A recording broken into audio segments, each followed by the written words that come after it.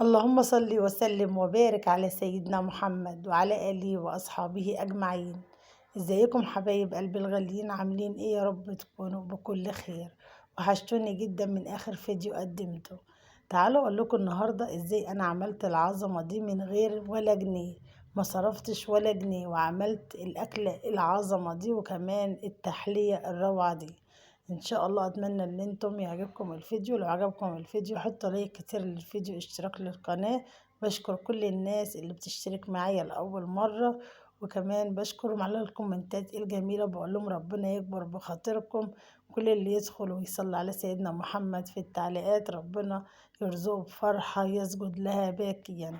أول حاجة هنسمي الله ونصلي على سيدنا محمد علشان ربنا يبارك لنا في كل حاجة بنعملها في حياتنا. معايا حلة على النار، هحط فيها معلقة من السمنة وقطعة، هحطهم على النار، وأول ما يبدأوا يسيحوا كده مع بعض نزلت عليهم ببصلاية حجم متوسط، وأفضل في التقليب. طبعا انتم لو ما بتحبوش الدهن أو أي نوع من أنواع الدهون تقدروا تستكفوا بالسمنة بس. النهاردة أنا قررت إن أنا أعمل أكلة من غير مصرف ولا جنيه، وكمان هعمل تحلية وهقول لكم أنا عملت الأكلة والتحلية دي إزاي من غير ما صرفت ولا جنيه فعلا في اليوم دوت. طبعا انا من الناس اللي بحب جدا ان انا اخزن خضار في البيت، يعني الباميه في السوق سعرها حلو، ممكن اجيب كيلو احطه في الفريزر وكيلو استخدمه في نفس اليوم او في نفس الوقت. طبعا يعني ممكن ما اخزنش الحاجه بكميات كبيره في وقت واحد لان طبعا الاسعار غاليه، بس كل ما بنزل السوق اجيب كيلو 2 كيلو وارميهم في الفريزر. الحاجات دي بتنفعني في يوم ما كنش انا عاوزه اصرف فيه او ما معيش فلوس ان انا اعمل غدا فيه، فبضطر ان انا اطلع من الفريزر وببدأ على طول ان انا اعمل احلى اكل طبعا من غير ولا مليم، وما بحسش فعلا باليوم ده. تمام. كان عندي حوالي نص كيلو من الطماطم لان الطماطم اسعارها غالية جدا وما عنديش في الفريزر. كان عندي في الدرج طلعته ضربته، وهحط عليه معلقة كبيرة من البابريكا علشان تديني اللون الجميل بتاع الصلصة. وكمان حطيت نص معلقة من الملح مكعب مرقة، وحطيت نص معلقة من السكر. وهنا كانت عندي الصلصة اتسبكت، وبقول لكم اللون بتاعها عامل ازاي من معلقة البابريكا. ما شاء الله جميل جدا، وهتخلي لي ما شاء الله الاكل بتاعي كهرمان. هنزل في الوقت دوت بحوالي نص رتل من المية. طبعا انا كنت حطيت مع البصلة راس توم صغيرة، نسيت اقول لكم بعد ما البصلة خدت لون صفاري قمت حاطة نص راس توم دقها بالهون، وبعد ما ريحة التوم طلعت نزلت بعصير الطماطم. هسيبها بقى لحد ما تغلي. وهنا طبعا انا دايما بجيب الرز وبركنه في البيت. جبت حوالي كيلو من الرز وقمت غسلاه غسل جيد كده لحد ما المية بقت عندي شفافة. حطيت عليه معلقة من السمنة، وحطيت عليه كمان معلقة من الزيت، وكمان حطيت نص مكعب مرقة فركته كده على وش الرز، وحطيت معلقة ممسوحة من الملح. الكيلو الرز بياخد معلقة كبيرة ممسوحة من الملح. تمام. وهسيبه لحد ما يبدأ يغلي. وانا كنت طلعت كيس بامية من اللي انا فرزته معاكم قبل كده على القناة من الفريزر، مطلعاها متلجة، وقطعت عليها قرن فلفل حامي سبايسي كده علشان يقطع العرق بتاعها، وكمان يشطشطها كده ويخلي طعمها لذيذ جدا. بصراحة الأكلات دي احنا افتقدناها، الأكلات بتاعت الزمن الجميل. في الوقت دوت بضيف الفلفل الأسمر، ما بضيفش من أول علشان الصلصة بتاعتي ما تغمقش. تمام. طبعا أنا كده ولعت على الرز، أنا حطيت المية والسمنة والملح والمكعب، ومكنتش لسه ولعت النار. اول ما ولعت النار على الرز بدأت المية تسخن، والمكعب هبدأ ابوشه كده علشان طبعا ما يكونش في مكان ومكان لا في الرز، ويخلي لي الرز فيه حتت حادقة. دوبته كله وقلبته. لو انت خايفة تعملي الحركة اللي انا عملتها دي تقدري ان انت تحطي المية مع السمنة مع الملح والمكعب يغلي وبعدين تنزلي بالرز، بس بصراحة بتخلي الرز جميل وأكنه رز معمر. كنت جايبة من قبلها بكام يوم كده 3 كيلو بطاطا من السوق، الكيلو ونص ب10. طبعا العيال بياكلوها كده نية، فطبعا لقوها مسخة يعني طعمها مش مسكرة، فركنوها. قلت اعمل لهم بقى ايه حاجة حلوة كده وانا بعمل الغدا بالمرة، يعني حاجة كده ايه يحلوا بيها بعد الغدا. جبت البطاطا وغسلتها وحطيت عليها نص كوباية من بتاع الشاي مية، وحطيتها على البوتاجاز ووطيت عليها. وهنا كانت البامية والرز ما شاء الله زي ما انتم شايفين مفلفل وطعمه زي العسل. حاجة كده يعني روعة، أكنه والله رز معمر، طعمه تحفة جدا بالطريقة اللي أنا بعمله بيها دي. وعملت شوية البامية، وطبعا أنا مخللة ليمون وشطة. طبعا هيبقى غدا جميل جدا، وطبعا بألف وهنا لكل اللي كل منه. طعمه جميل ولذيذ، ويومنا اتقضى وكان يوم زي العسل.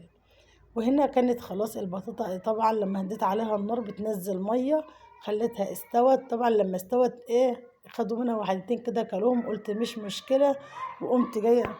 وفي الوقت دوت خدتها كده وهرستها بعد ما قشرتها. طبعا هي مستويه ودايبه ما شاء الله. وكان عندي في الفريزر دوت مش كيلو لبن، ده اقل من كيلو، كنت واخده منه كوبايه وكنت حطاه في البرطمان دوت وشايلاه في الفريزر. طلعته وسبته لحد ما فك. وهنا جبت 4 معالق دقيق، وعندي كيس فانيليا اهوت، وكان عندي معلقتين برضو من جوزة الهند. دولت كانوا فايدين مني، يعني كنت بعمل صينية جلاش وكانوا فايدين مني، فكنت راكناهم فقلت احطهم بالمرة مع البشاميل او مع الكريمة اللي انا هعملها النهاردة. انا هعمل الكريمة بالدقيق، بتكون طعمها تحفة جدا. خدت 4 معالق دقيق وعليهم معلقتين كبار من السمنة، وابدأ كده اقلبهم واشوحهم لحد ما ريحة الدقيق تطلع.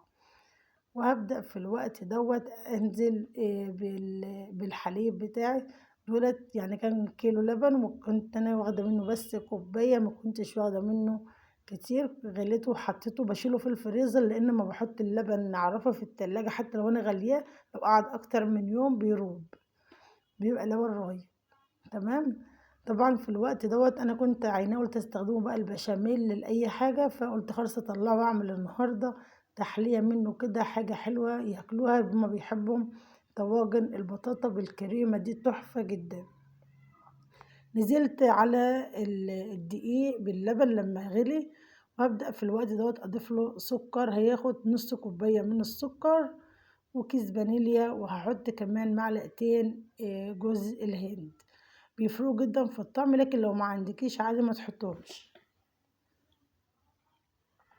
وهفضل اقلب طبعا ايديا في التقليب علشان مش عاوزه الدقيق يرقد تحت ويعمل ريحه غير مستحبه. احط نص كوبايه كفايه من السكر، ولو احتاج حلي عشان طبعا ما تكونش التسكيره بتاعتها عاليه. طبعا كل ما بحط حاجه بقلب وايديا والتقليب مستمر، علشان زي ما قلت لكم الدقيق ما يكونش في قاع الحله ويتحرق، لحد ما يبدأ تكون معايا الكريمة كده جميلة جدا، طعمها تحفة. حتى لو انتم عملتوها لوحدها في الطواجن بيكون لها طعم مميز كده وحاجة، يعني مش هتبطلوا تعملوها لولادكم بصراحة. أسهل وألذ تحلية ممكن تعملوها في حياتكم. الكريمة اللي بالدقيق دي روعة جدا. حطيت معلقتين جوز الهند بيفرقوا جدا جدا في الطعم. وهبدأ دلوقتي في التقليب. طبعا ما شاء الله بدأت هي تلم. اول ما تبقبق كده وتعمل الفوانيس هنزل بكيس الفانيليا، دي اخر حاجة، ما بحطهاش في الاول. وكمان ما بحبش احط الفانيليا السائلة لانها بتغمق الكريمة. الفانيليا البودر بتكون احسن وبتكون كمان افضل. وهنا خلاص الكريمة بتاعتي ما شاء الله، بقول لكم القوام بتاعها المظبوط دوت. روعة جدا ما شاء الله، قوامها جميل وطعمها لذيذ جدا، هي كده لوحدها بصراحة كفاية. هبدأ في الوقت دوت ارفعها من على النار. اول ما تعمل البقبقة دي كده يبقى هي استوت معايا وخلصت. وهنا كده خلاص كنت جهزت الطواجن بتاعتي. طبعا في مقطع كده اتشال، اللي انا بحط كبشة من الكريمة في قاع الطاجن، وبحط قطعة من البطاطا اللي انا هرساها، وبحط بقية الكريمة على الوش. المقطع دوت اتشال دلوقتي وانا بمنتج. معلش بس انا بعرفكم انا بعمل ايه في الطواجن. يعني انا حطيت كبشة كريمة في الطاجن تمام، وانا هرست البطاطا بالمعلقة، وخدت معلقة بطاطا كده حطيتها في قلب الطاجن. وبعد كده قمت جاية على طول حاطة بقيت الكريمة على الوش. وهنا ادخلها تحت الشواية، بس اولع الشواية لحد ما تاخد معايا اللون دوت، مش هولع الفرن من تحت خالص. انا عايزة اقول لكم ألذ واحلى تحلية ممكن تعملوها في حياتكم. مش تاكلوا البطاطا الا بالطريقة دي. صدقوني تحفة جدا. كمان لو انتم عايزين تعملوا كريمة لولادكم جميلة وطعمها لذيذ، هتعملوها بالطريقة التحفة ديت من غير نشا. بالدقيق بتدي طعم روعة روعة، وبتفرق 180 درجة. احنا بنجيب الكريمة من بره ودايما بنقول الكريمة لها طعم مميز، لكن هو ده السر في الكريمة. ما شاء الله تحفة وأكتر من تحفة كمان. وهنا كنت فرغت الغدا بتاعي البسيط، أتمنى إن اليوم يكون خفيف عليكم. أحلى طبق بامية تحفة تحفة، حاجة كده سكر مع شوية الرز وشوية المخلل اللي يفتحوا النفس دولت. وأحلى طواجن بطاطا بالكريمة، طبعا بألف هنا وشفا لكل اللي كل منها. تحفة جدا، طعمها ممتاز روعة. ويوم ما كلفناش ولا مليم، عملنا أكل من بيتنا طبعا، وأبدعنا وعملنا الحلو كله، وعملنا أحلى تحلية من غير ما نصرف ولا جنيه. كلها حاجات موجودة في بيتنا، وربنا يا رب يجعل بيوتنا كلها عمرانة بالخير. ودايما الحاجة اللي احنا بنجيبها وبنوفرها بتنفعنا في يوم ما نكونش عاوزين نصرف